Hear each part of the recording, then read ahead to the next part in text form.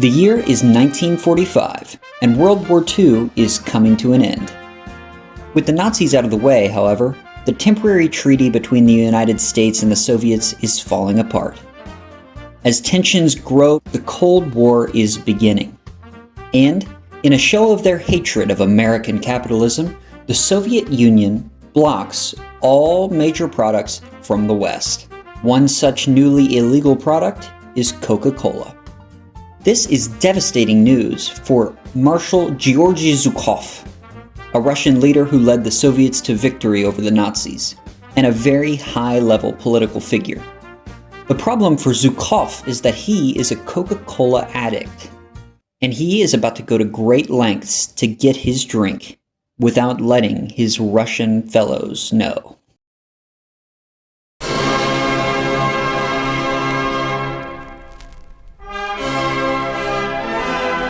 General Eisenhower informs me that the forces of Germany have surrendered to the United Nations. The flags of freedom fly all over Europe.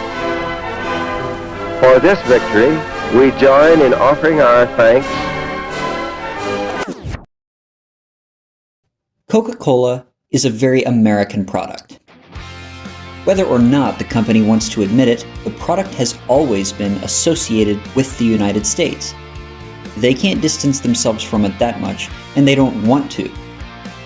Now, I'm a red-blooded American capitalist.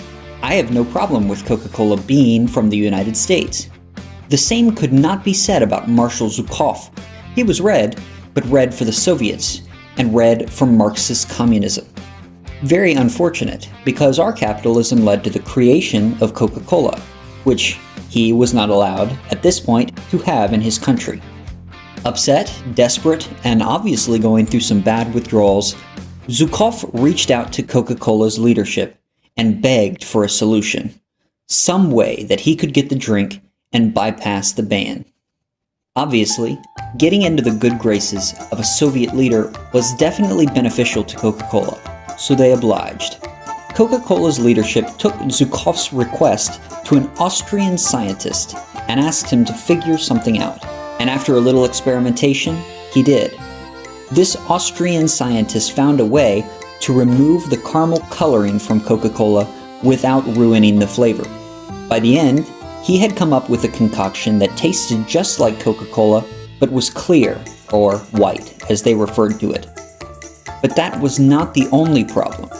Coca-Cola is known for its unique bottle shape, the contour bottle. This is still true today, but it was especially true then when everyone drank out of glass Coca-Cola bottles. So that had to be changed too. Coca-Cola's officials took advantage of the Russians' love of alcohol, and they put this new white Coca-Cola in a bottle that looked much more like a vodka. They also took the famous Coca-Cola script off the top bottle cap, and instead, they simply put a cap with one red star. Definitely very Russian. Zhukov was ecstatic, and he was so excited to have some Coca-Cola. However, the battle was not fully over. Rather, Zhukov had to make sure that it made it into his portion of the occupied zone in Austria that the Soviet Union was holding without being discovered as a Western product in disguise. He ordered 50 cases from the Coca-Cola company and had them shipped in just as they would with other alcoholic beverages. Because of the clear liquid and bottle shape, the Russian guards checking the luggage thought nothing of it. Now, this is a crazy story, and it was hidden in the Soviets' files for years. But it's true, and it's fascinating. It also gives some astounding business lessons, a couple that I want to go over really quickly. First and foremost, the first thing I think we can take away from this is that business can be done. As long as there's consumer desire for your product, it doesn't matter if there's an iron wall or just other adversaries. You can get it done. This is a great example of that. The entire government was against the Coca-Cola company, except for this political official who was willing to, I'm sure, buy Coca-Cola at a very premium price, just so he could get his fix. You might wonder how this random Russian marshal became so addicted to Coca-Cola to begin with. The truth of the matter was, during the war, Then General and future President Dwight D. Eisenhower shared a Coke with Zhukov.